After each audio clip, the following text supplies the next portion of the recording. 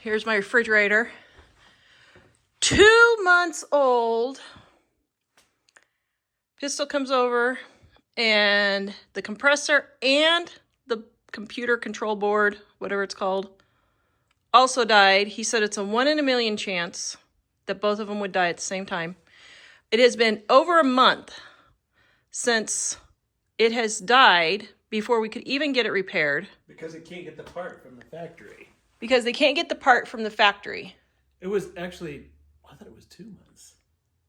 Was it only a month? It started dying 2 months ago and then it officially died a month ago. This should be illegal. What did he tell you on the refrigerant? Refrigerant has a 7-year lifespan, but the refrigerator has a 4-year lifespan. Typically lasting 4 years. 4 years. Why is this not illegal? Well, $1,600 for a refrigerator to last 4 years. And then let's get into all the environmental stuff, shall we? Well, that's what I was thinking is the whole idea is, oh, these are more environmentally friendly. Well, it's not environmentally friendly to throw away 4 or 5 refrigerators instead of the one you would have had in 1987, which was before they added all the environmental features. And you would pay probably about the same amount of money for the one in well, no, you would pay a little more, I guess. But the thing is, when you only have 1 instead of 4, you're paying less overall. And you're not throwing away whole bunches of other stuff and having no refrigeration for a month and a half while you wait for the part to come from the company on your brand new refrigerator. This video is brought to you by our Dining on a Dime cookbook. We have quick and easy recipes your family will love to help you get in and out of the kitchen fast. Please visit us at livingonadime.com. It's 25% off now.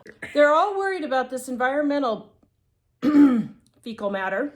But they're not worried about it. They pretend like they're worried about it. But the thing is, it's all a hoax. When you throw away the refrigerator because it's a year and a half old, you throw it away because it's failed already, because of the environmental stuff that's on it and all the cheapness that they're doing with it, then it's not really saving anything. So it's just posing for people to feel good about saving the environment. Literally threw away an oven that was 18 months old because it cost more to repair my oven that was 18 months old. You know what, actually, Pistol just told me something about the dishwasher that I thought was interesting. He said, this dishwasher had a sticker on it when you got it that said, hey, it only costs so many dollars a year. And he said, do you know why that is? He said, because they set it up to where the heater is substandard heater and you have to hook it up to the hot water. So it's basically it's creating some other device in the house to use the more power instead.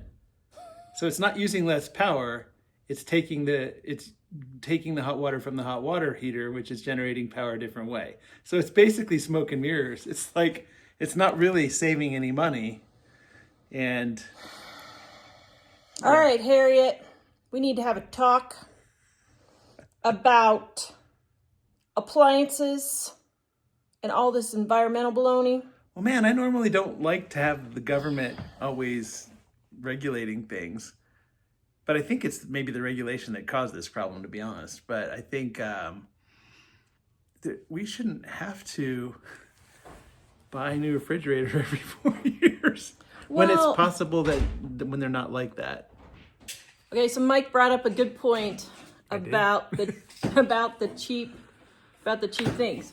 So Pistol just told us that President Trump just signed an executive order saying high efficiency appliances do not have to be a thing anymore, which thank you. We appreciate you for that. Well, and the reason why is that it's smoke and mirrors. They're not actually more efficient. They just create inefficiency somewhere else in the system in order to seem more efficient. It's kind of like some of the fortified, not a lot of the fortified cereals are fine, but some of them are fortified in a way that they show more protein or more fiber or whatever when it's not really effective. Yeah.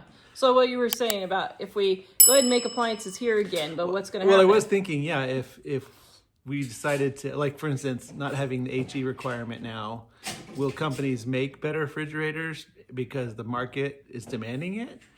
Or will they just say, hey, people are used to the cheap junk anyway, so let's just keep making the cheap junk and charging them because that's what they want. That's what they're already paying for. I don't know. Comment. What do you guys think? I was the same way about when they talk about the tariffs. I don't think the goal on the tariffs is specifically bringing jobs back here, even though that's one of the things they said. I think maybe that might be one of the effects. But a lot of those manufacturing things that come here aren't necessarily going to bring jobs for people. They might be more, I think they'll just use automated robots. machines. Yeah. Yeah. Maybe They'll just use some people robots. would come in, but because the cost is more for the people, they probably would try to figure out a way to have a fewer number of people than are currently working on it wherever they're coming from. But the thing I was wondering is if we brought manufacturing back here, would it mean higher quality stuff? Or would the companies say it's not really profitable for us to make higher quality stuff when people are willing to buy the cheap junk that they've been buying? Well, so I asked Pistol, I said, okay, I'm going to start collecting appliances. What do I get? And basically there's nothing you can get because he said the old ones you can't get parts for. Because they've been outlawed. Because they've been outlawed. So he said Sub-Zero and Wolf and, what was it, Viking? You're going to give away the secret? Sub-Zero Wolf Cove. Cove. He said Sub-Zero, Wolf, and Cove are good ones to get. I've never seen those listed for use, which makes sense. So we should have bought one of those instead of this piece of junk. What we should do is, well, this stove is working better now, isn't it? Yeah, it's a 20-year-old stove. Yeah. So we bought a 20-year-old stove that people are getting rid of at an apartment to get A new one. The same one we just got rid of. I felt really bad. And I told him, I said, guys, you better get the extended warranty on this. And the lady was like, what, really? Oh. Yeah. But also, we've got the old stove over in the studio. We should fire that thing up. That was a 1930s stove, right? Yeah. It'll probably go forever. I know. Well, I thought about having Pistol fix it up for us and using it in here, but everybody said, no, get a new one. Well, it has the coils that are exposed, and they're really hard to clean. We used to have a stove like that. Yeah. And, man, if something boiled over, we'd have to wait for the whole thing to cool off and then take the coils off and try to scrub them, and it was just a mess. So that was my reason for not wanting to fire up the old one. Yeah. So I haven't even looked up the Sub-Zero or the Wolf or the Cove appliances yet. I don't know how much they would cost. Maybe I'll look it up real quick before I put this video out. I don't know if I have time. But unfortunately, our appliances that have been the most thorn in our side are the refrigerators, because we can cook in various alternative ways without having something with something we could actually fix ourselves. it's refrigeration. But refrigeration, there are so many regulations about that they've made it nearly impossible to do something with yourself with that. So Yep. except putting our food outside in the winter.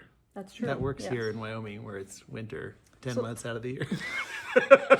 So that's our saga for the refrigerator for this week. Let me know your opinion, guys. I don't know.